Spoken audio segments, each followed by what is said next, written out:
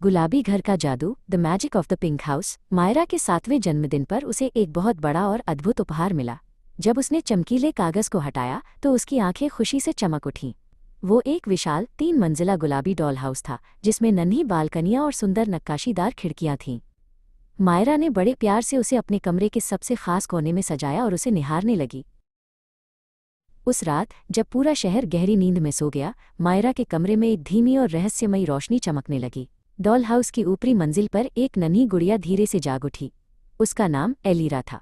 एलीरा ने अपनी गुलाबी रेशमी पोशाक को ठीक किया, अपने बालों को संवारा और चांदनी रात में खिड़की से बाहर की जादुई दुनिया को देखने लगी।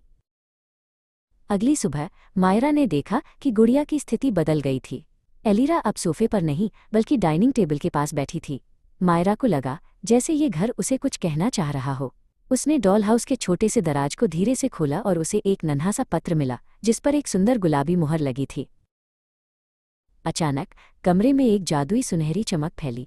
मायरा को ऐसा महसूस हुआ जैसे वो हवा में तैर रही हो और उसका शरीर हल्का हो गया हो।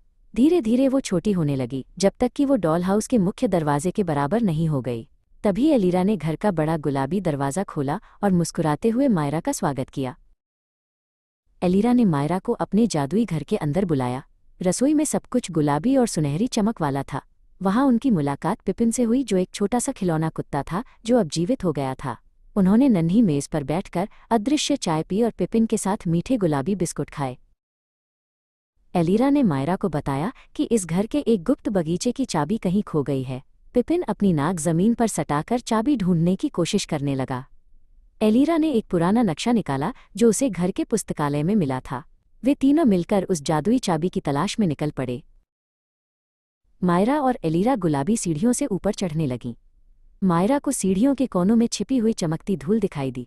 उन्होंने हर कमरे और हर कोने में झांका। एलीरा ने बड़े ध्यान से पर्दों के पीछे देखा, जबकि मायरा ने नन्हे फूलों के गमलों की जांच की। अचानक पिपिन ने जोर से भौंकना शुरू किया। मायरा ने सीढ़ी के सबसे नीचे वाले पायदान के नीचे झुककर देखा, जहां कुछ तेज चमक रहा था। उसने अपना हाथ अंदर डाला और उसे एक छोटी सी सुनहरी चाबी मिली, जिस पर गुलाबी रंग का दिल बना हुआ था। एलीरा की आंखें खुशी से भर आईं। चाबी मिलते ही वे सब पिछले दरवाजे की ओर दौड़े। जैसे ही उन्होंने चाबी घुमाई, दरवाज़ा एक अद्भुत दुनिया में खुल गया। वो एक फुसफुसाता हुआ बगीचा था। वहाँ गुलाबी घास थी और पिपिन खुश होकर उस नरम घास पर कलाबाजियाँ खाने लगा। मायरा ने बगीचे के संगीत को महसूस किया।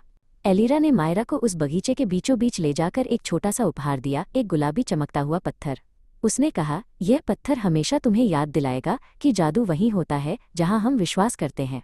मायरा ने उस अनमोल पत्थर को अपने हाथ में कसकर पकड़ लिया। अब सूरज निकलने वाला था और कमरे में सुबह की पहली रोशनी आने लगी थी।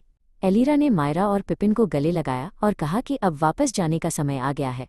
पिपिन ने मायरा का हाथ चाटा और एलीरा ने धीरे से हाथ हिलाकर उसे विदा किया। मायरा ने अपनी आंखें खोलीं और पाया कि वो फिर से अपने सामान्य आकार में अपने बिस्तर पर बैठी है। उसने तुरंत अपनी मुट्ठी खोली और वहाँ वही छोटा गुलाबी पत्थर जादू की तरह चमक रहा था। उसने डॉल हाउस की ओर देखा और उसे यकीन हो गया कि उसकी रात की वो यात्रा कोई सपना नहीं थी।